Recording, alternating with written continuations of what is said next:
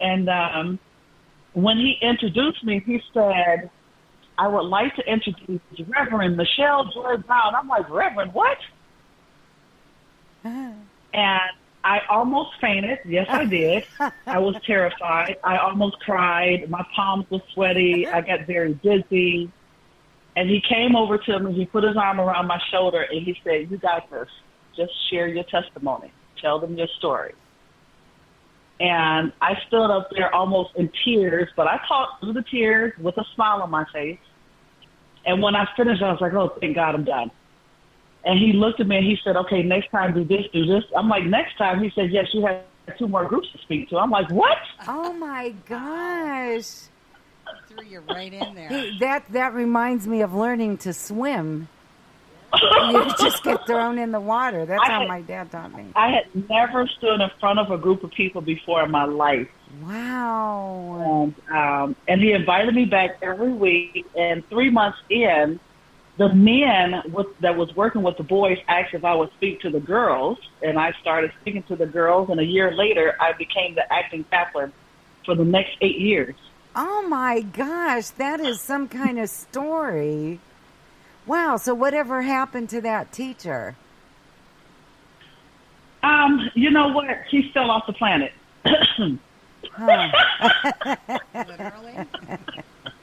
Is your mic on? I don't think so. Is it? Yeah. Is it? Okay. So, wow, that's a really interesting story. I don't think very many speakers and coaches got their start like that. I'll tell you that much. So, so now you develop your own programs. You don't go by. Some coaches take a class about coaching and they say you do this and then you do this and you do this. You don't do it that way, do you? Not really. And I say not really because I have, gotten my certifications in coaching and all that, but I am a do it my way girl. And I like my style. My clients love my style. And so, I do it my way. Right. And you write your own? I do it in the best way that I feel will get the best and quickest results for my clients. Right. And the thing I like about that is when coaches like I write my own stuff too. And when we do, being authentic, we attract the clients that will resonate with your words. You automatically do that because people right. that learn the way that you teach will come to you. Right. And I work very well with strong-minded women and men. The stronger they are, the better. Very good. Very good. So you have some programs right now that you're launching. Is that correct? Yes. You want to share those? Well, right now, I'm kind of like in the middle right now of teaching people how to write their first book. And preferably the ages that I'm looking at is 45 and over. Many times what I find is that those of us that are over 40 years old have accumulated a lot of knowledge and wisdom. And that knowledge and wisdom is just sitting there and is not helping to bless other people's lives. And so my goal is to help those that are in my class right now to get that out. So I have 45-year-olds, I have 65-year-olds, I have a 73-year-old. So I have different age ranges. And it is absolutely phenomenal to be in the class, and I'm honored to be able to be there for them, to help them to share their stories with the world. That's wonderful. Now, the other program I have is coaching, where if someone is thinking about being an entrepreneur or they are an entrepreneur but they're stuck, and I say they feel like they're in quicksand, they're upset with themselves, they're thinking about giving up. I love working with people like that as well. To bring joy back into their lives and show them that they absolutely can do whatever it is that they feel that they have inside of them. That's interesting. And That you that it's do selfish both. for them to keep it inside anyway. Right. So, and how do these people find you? Like the people that come to you to learn how to write a book, how do they find you? They can't. I'll tell you how they have found me. Okay. What has happened is people were talking about they wanted to write a book, and I told them that I had just finished writing a book on how to write a book. And so people started talking to each other, and that's how I started getting students here. My goal very soon is to also put that course online so that people can, work on the class on their own time. Very good. Yeah, so this class will be finished August 28th, and the next class will be rolling out right immediately after that. And the best way to contact me is through Facebook and my email. Excellent. And you can share those things at the end of our conversation a couple of times if you would. That would be perfect. Okay. So I have Deb Z here in the studio with me. Say hey. Hey. And Hey. and Sandy. Hello. And they Hello, lady. and if they have any questions, I'm going to have them just chime in. I just wanted you to hear their voices so that you knew who it was. So, Awesome. Yes. So in this, why did you feel it was necessary to rebrand at this stage of the game?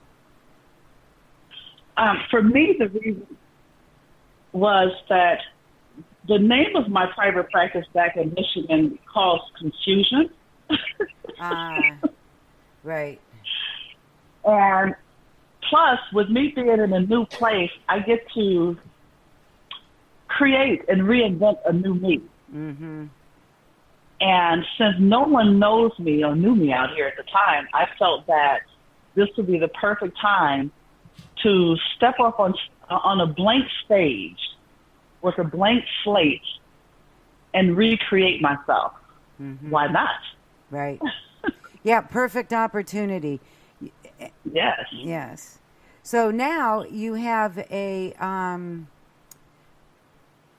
program that you're going to tell us about that you're doing now? The program that I'm doing now, I'm working on, is not finished. And I will be posting that on Facebook within the next week. So you don't want to give us a hint? No. Oh, come on, just a little hint.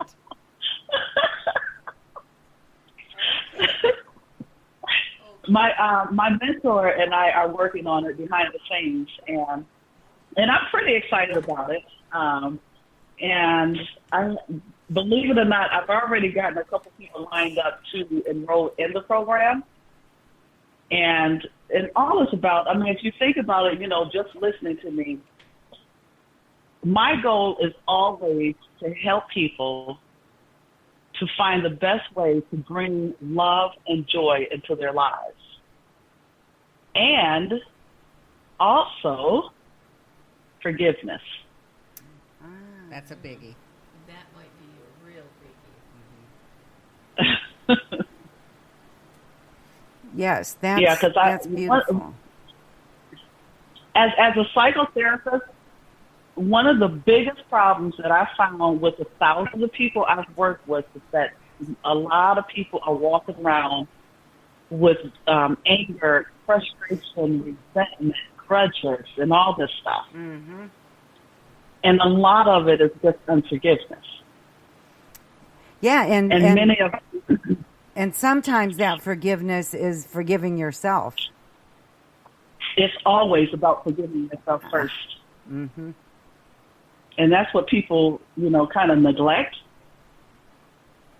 Mm-hmm. I've talked to a lot of people that were religious, spiritual, Christian, whatever you want to call it.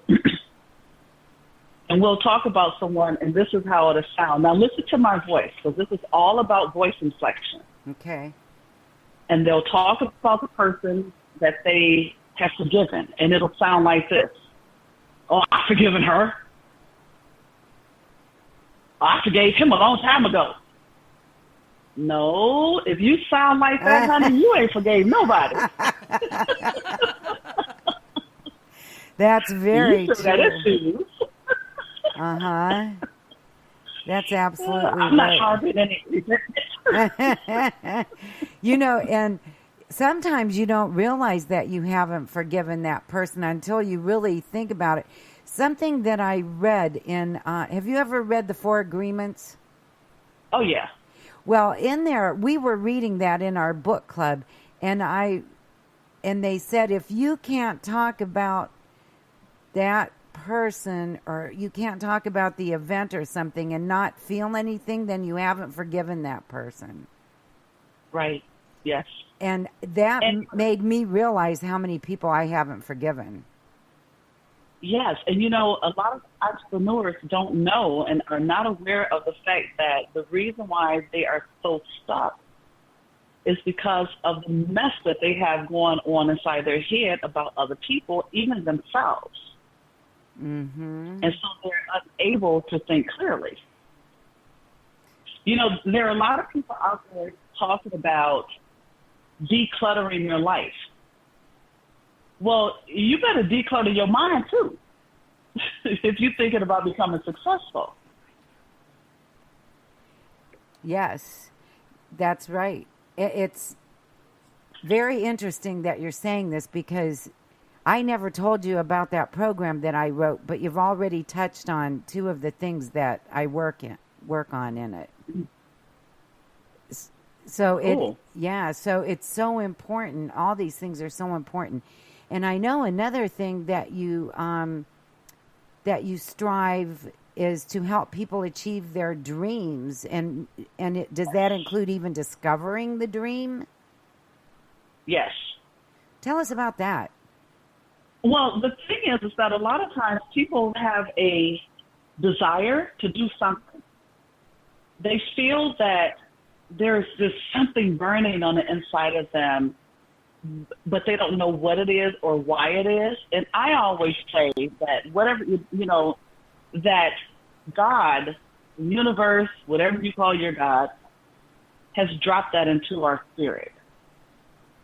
And it is absolutely possible to bring that out and go out into the world and share it with the world, because that's where most of our riches lie anyway. See, the other thing is, I was talking to a group about a couple of weeks ago, and I told them, I said, do you not understand that most of our miracles come from our brothers and sisters? Mm-hmm. You know, if it's not a physical manifestation, you know, of your arm or limb being healed or whatnot miraculously, all the rest comes from your brothers and sisters. And so when you think about money, we manifest money through our brothers and sisters.